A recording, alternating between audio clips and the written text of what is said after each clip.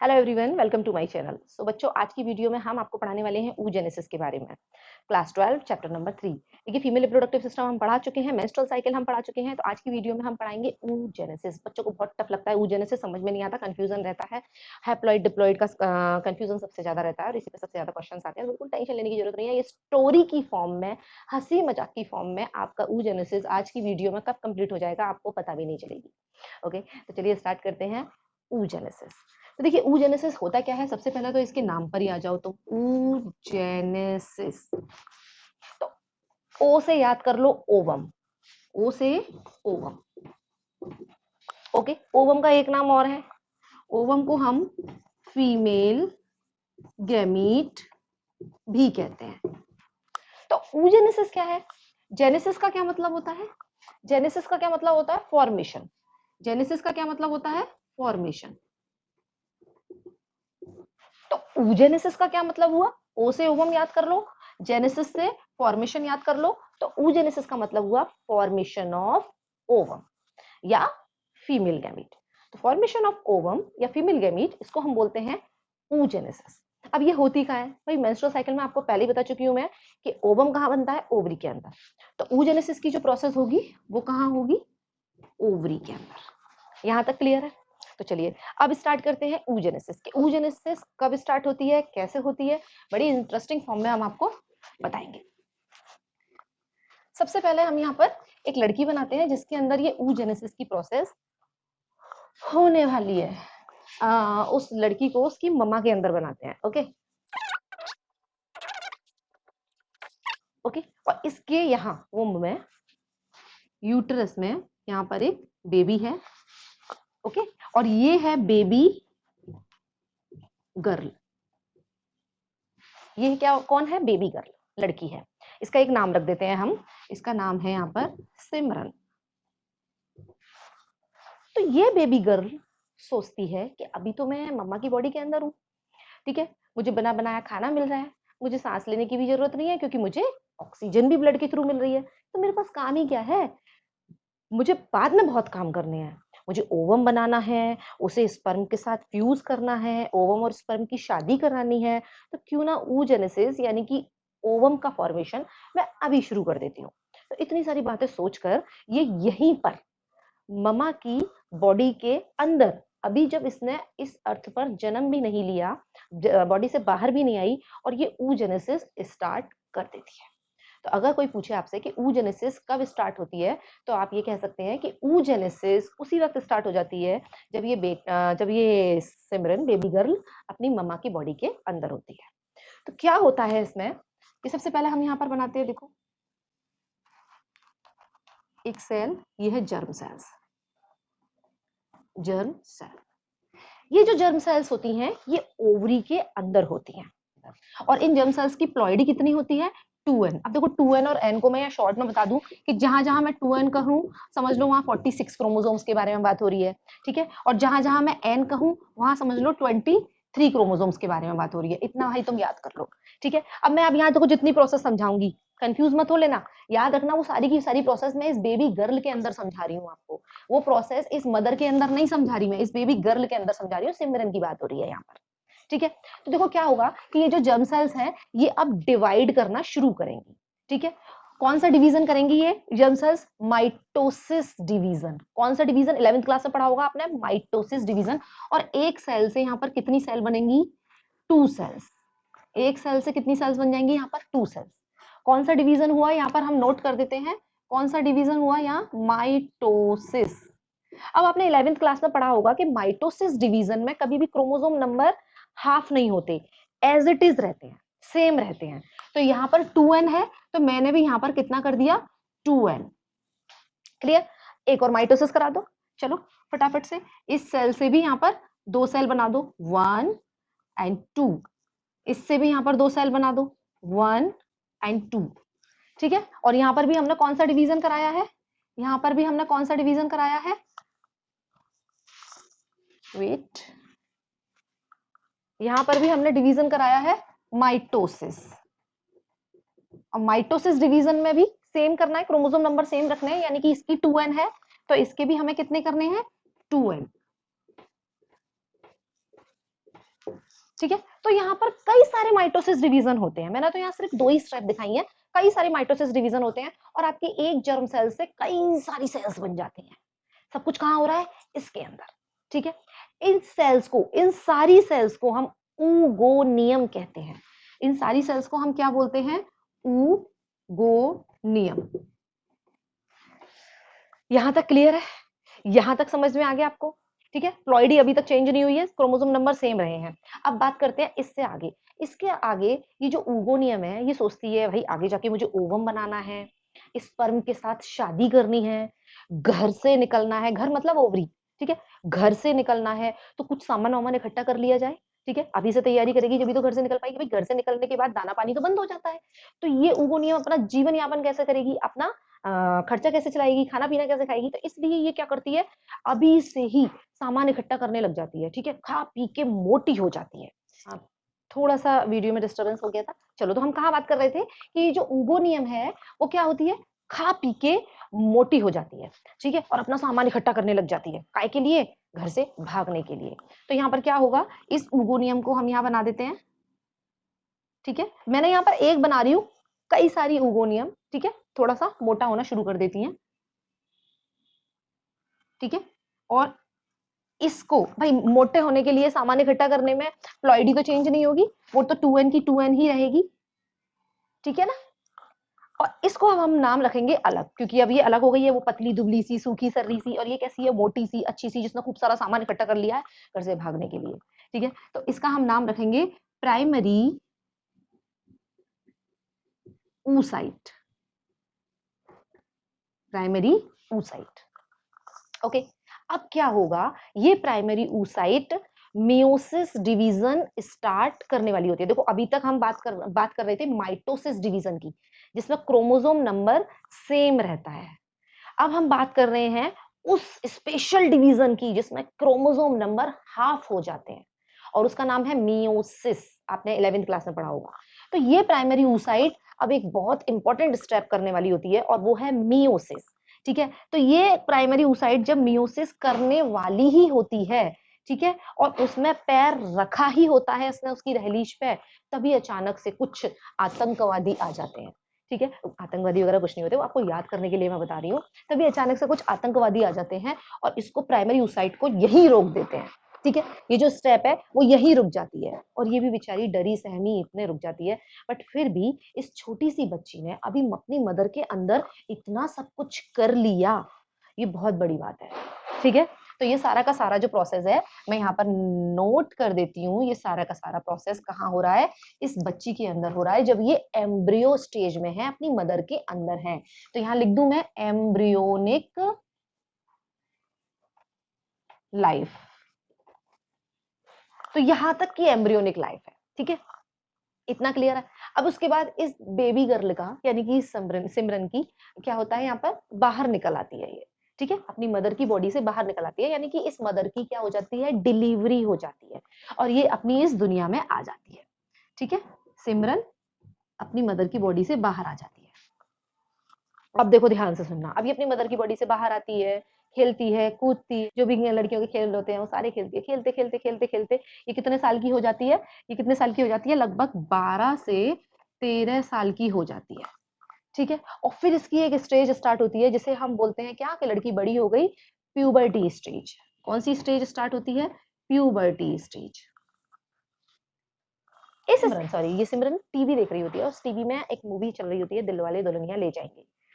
Movie देखते देखते देखते देखते अचानक इसको याद आता है कि अरे मैं तो क्या करने वाली थी। ये जैसी वो सिमरन उस मूवी में, जैसी वो सिमरन वहां पर भाग रही होती है शाहरुख खान से मिलने के लिए, तभी से याद आता है मुझे भी तो जाना है स्पर्म से फ्यूज होने के लिए, तो मैं यहाँ पर क्या कर रही हूँ। तो तभी इस सिमरन के दिमाग में, याद रखना, तभी इस सिमरन की मूवी देखते देखते सिमरन के दिमाग से एक हार्मोन रिलीज होता है।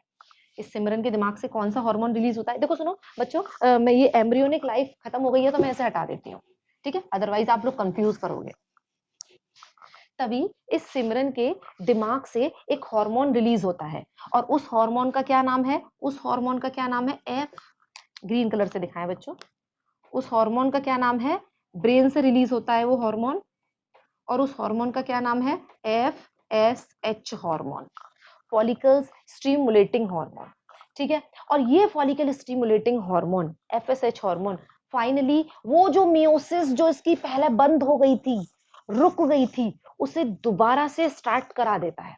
वो जो मियोसिस जो ये अपनी मम्मा के पेट में थी, ठीक है, आई मीन कोख में थी, और वहां पर वो मियोसिस बंद हो गई थी, तो वो मियोसिस ये FSH हार्मोन दोबारा स्टार्ट करा देता है।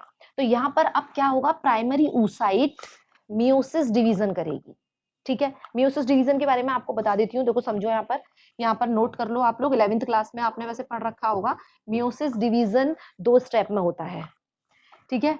ये जो कोई सेल है अगर और इसकी प्लॉइडी 2n है तो मियोसिस डिवीजन 2 स्टेप में होता है, M1 और M2, ठीक है। याद रखना M1 में जो क्रोमोसोम नंबर होते हैं, M1 में वो क्रोमोसोम नंबर हाफ रह जाते हैं, यानी कि ये 2n है तो क्रोमोसोम नंबर कितने हो गए इसके, n, ठीक है। अब कराओ M2, एक सेल से 2 सेल बना दो और M2 करा दो। कौन सी डिवीजन हो रहा है, M2। M2 में क्रोमोसोम नंबर सेम वही होते हैं जो ऊपर वाले के होते हैं, ठीक है। यानी कि N है तो N ही रहेगा, N N N। तो मियोसिस डिवीजन इतना आपने 11th क्लास में पढ़ा होगा, मैंने थोड़ा सा आपको रिवाइज करा दिया है, ठीक है, कि मियोसिस डिवीजन 2 स्टेप में होती है, M1 और M2। याद रखना ये M1 और M2 इन दोनों को कंबाइंडली हम मियोसिस डिवीजन बोल रहे हैं, ठीक है।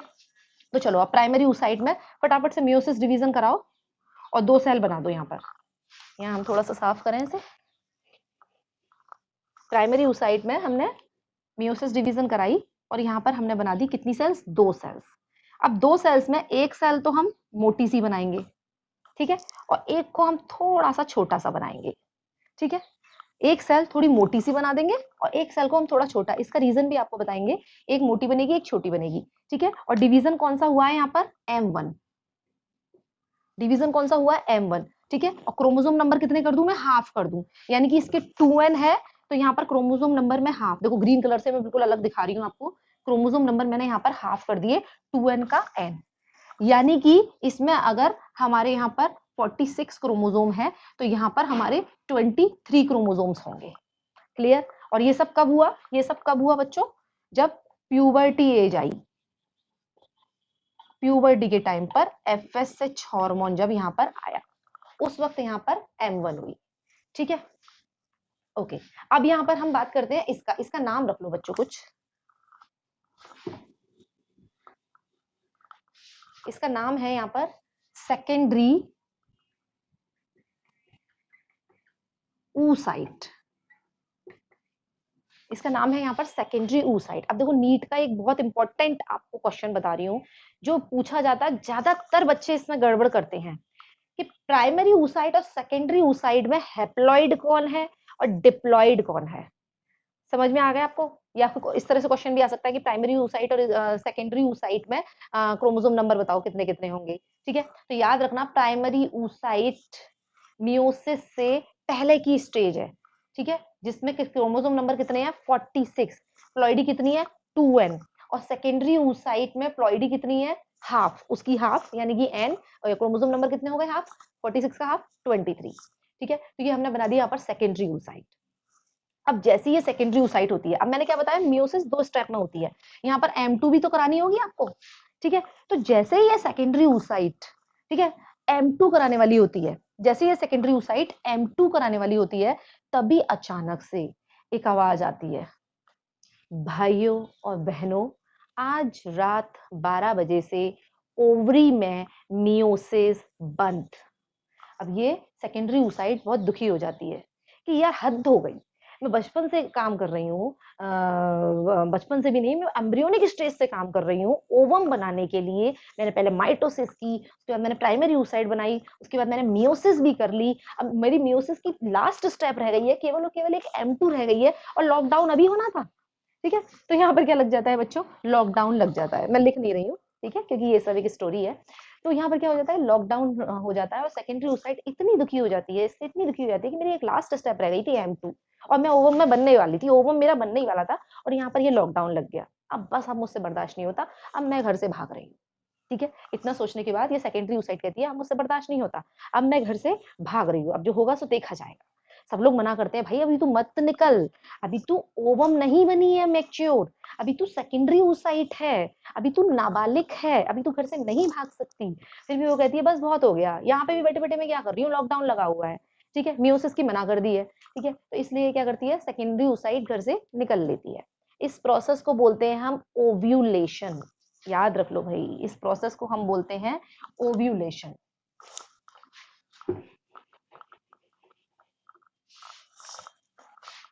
तो मैं यहां लिख देती हूं, एट दिस स्टेज ओव्यूलेशन, बहुत इंपॉर्टेंट स्टेप है ये, अकर। आप कहोगे मैडम ओवम तो निकला नहीं है, आप ओव्यूलेशन क्यों बोल रहे हो? तो मैंने आपको जब मेंस्ट्रुअल साइकिल पढ़ाई थी ना, तब मैंने आपको ये बात बताई थी कि जो ओवम निकलता है वो सेकेंडरी oocyte की स्टेज में निकलता है। इस पर मैं एक शॉर्ट वीडियो भी बना चुकी हूँ। तो ये जो सेकेंडरी oocyte है ये अब इस स्टेज में ओवरी से निकल लेती है, ठीक है, ओवरी से बाहर निकल आती है, और इस स्टेज को, इस स्टेप को बोलते हैं हम ओव्यूलेशन। तो याद रखना, बहुत इंपॉर्टेंट स्टेप है। सेकेंडरी oocyte इस स्टेज पर बाहर निकल आती है, इसको बोलते हैं ओव्यूलेशन। तो बच्चों इस सेकेंडरी oocyte को हम इमेच्योर ओवम भी कहते हैं। इस सेकेंडरी oocyte को हम यहाँ पर इमेच्योर ओवम भी कहते हैं, क्योंकि अभी पूरी तरह से ओवम नहीं बना। और जब ये यहाँ से निकलता है, ओवरी से निकलता है, तो ये कहाँ जाएगा? फीमेल रिप्रोडक्टिव सिस्टम आपको पढ़ा चुके हैं हम, ये कहाँ जाएगा? ये देखो हमने यहाँ पर फेलोपियन ट्यूब बनाई, ये ओवरी बनाई, ठीक है, और ये हो गया यूट्रस। तो ये ओवरी से निकल के कहाँ जाएगा? फेलोपियन ट्यूब में। ये ओवम कहाँ जाएगा? फेलोपियन ट्यूब में, फेलोपियन ट्यूब। तो अब यहाँ क्या होगा, इसको फेलोपियन ट्यूब में मिलेगा स्पर्म। कौन मिलेगा? स्पर्म। और जैसे ही वो स्पर्म इस सेकेंडरी oocyte के, अब देखो मैं यहाँ पर आगे की स्टेज, ओवरी का रास्ता बंद करो, आगे की स्टेज जो है अब आगे हो रही है, ठीक है, जब स्पर्म की एंट्री होती है, तो मैं यहाँ लिख देती हूँ एंट्री ऑफ स्पर्म, ठीक है, स्पर्म एंट्री। अब क्या होगा?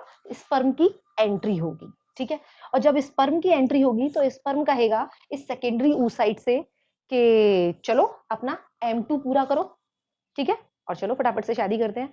तो सेकेंडरी oocyte कहती है मैं M2 कैसे पूरा कर सकती हूँ, मियोसिस पे तो बैन लगा हुआ है। तो स्पर्म कहता है कि मियोसिस पे बैन ओवरी के अंदर लगा हुआ है, यहाँ नहीं लगा हुआ, मैं करवाता हूँ तुम्हारी मियोसिस। तो स्पर्म जैसे ही आता है यहाँ पर, ठीक है, और सेकेंडरी oocyte फटाफट से अपना M2 पूरा करती है। कौन सा डिवीजन पूरा करती है? M1 तो कर ही लिया था, फटाफट से अपना M2 पूरा करती है। और M2 पूरा करने के बाद ये फिर से 2 सेल्स बनाती है। कितनी सेल्स बनाती है? 2 सेल्स बनाती है, एक वही छोटी सी और एक बड़ी, ठीक है। कौन सा डिवीजन किया इसने अभी यहाँ पर? अपना M2। कौन सा डिवीजन किया यहाँ पर? M2। पहले कौन सा था यहाँ पर? M1। इसके बाद किया M2। तो यानी कि फटाफट से ये अपनी मियोसिस 2, मियोटिक डिवीजन 2, M2 पूरा करती है और यहाँ पर एक बड़ी सेल बनाती है, और इस बड़ी सेल को हम बोलते हैं ओवम। इस बड़ी सेल को हम बोलते हैं ओवम, ठीक है। प्लॉइडी कितनी होगी? मैंने अभी आपको बताया कि M2 में प्लॉइडी वही रहती है जो उससे पहले वाली सेल की होती है। यानी कि अगर इसकी प्लॉइडी N यानी कि 23 क्रोमोसोम्स है, तो इसकी प्लॉइडी भी N, दिखाई दे रहा है बच्चों आपको? हाँ, इसकी प्लॉइडी भी N यानी कि 23 क्रोमोसोम वाली होगी, ठीक है। तो फटाफट से M2 पूरी हो जाती है और इस ओवम में और स्पर्म में फ्यूजन हो जाता है। ओवम और स्पर्म में फ्यूजन हो जाता है, इस प्रोसेस को हम बोलते हैं फर्टिलाइजेशन। फाइनली ओवम और स्पर्म की शादी हो जाती है और ये हैप्पीली लाइफ अपनी रहती है, ठीक है। तो आपको बच्चों इतना समझ में आ गया। अब इसके कुछ स्टेप आप समझो जो याद करने वाले हैं। मुझे लगता है स्टोरी की फॉर्म में आपको बहुत अच्छे से याद हो गया होगा और कभी ना भूलने वाले, आप इस प्रोसेस को कभी ना भूलने वाले।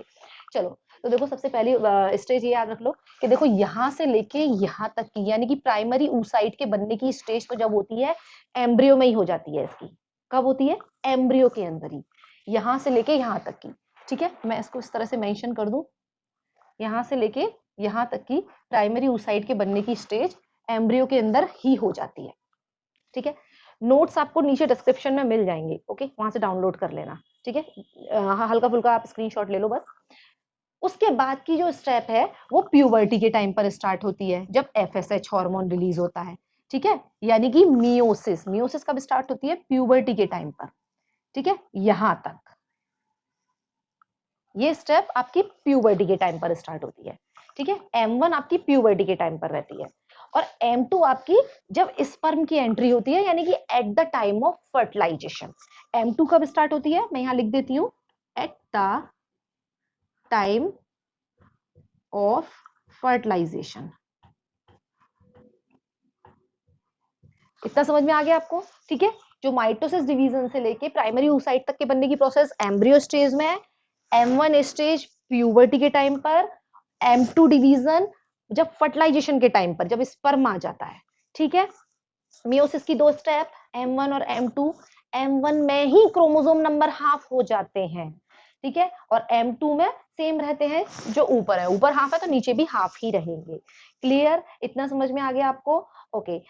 सेकेंडरी oocyte की स्टेज में ओव्यूलेशन हो जाता है, यानी कि सेकेंडरी oocyte की स्टेज में ये, जो कि अभी पूरी तरह से ओवम बना भी नहीं है, उससे पहले ही ये ओवरी से बाहर निकल लेता है, और M2 जब स्पर्म की एंट्री होती है। तो बच्चों, ओजेनेसिस की प्रोसेस में आपने ये देखा होगा कि एक सेल बड़ी, जिस सेकेंडरी oocyte, और एक सेल छोटी। ये छोटी बड़ी सेल्स क्यों बनती हैं? Polar body.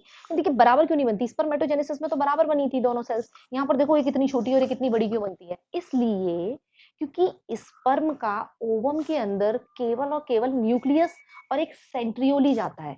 जब फर्टिलाइजेशन होता है ना, समझो इस चीज को, जब फर्टिलाइजेशन होता है, वेट, तो स्पर्म का इस ओवम के अंदर केवल और केवल एक न्यूक्लियस जाता है और एक सेंट्रियोल जाता है, बट ओवम की पूरी बॉडी होती है, ओवम की पूरी बॉडी होती है, ठीक है। और जब फर्टिलाइजेशन होता है और इन दोनों में, और यहाँ पर क्या बनता है? जाइगोट बनता है, और जब ये जाइगोट वहां पे जाके अटैच होता है एंडोमेट्रियम से, तो यहाँ पर जो खाना पीना होता है ना, यहाँ पर साइटोप्लाज्म में, इस ओवम के साइटोप्लाज्म में जो न्यूट्रिशन होता है, स्टार्टिंग में उसी से काम चलता है जब तक इम्प्लांटेशन ना हो जाए, ठीक है। इम्प्लांटेशन के बाद मदर की बॉडी से खाना पीना जाता है, आफ्टर इम्प्लांटेशन मदर की बॉडी से खाना पीना जाता है, बट उससे पहले इस जाइगोट का काम इस ओवम के साइटोप्लाज्म से ही चलता है।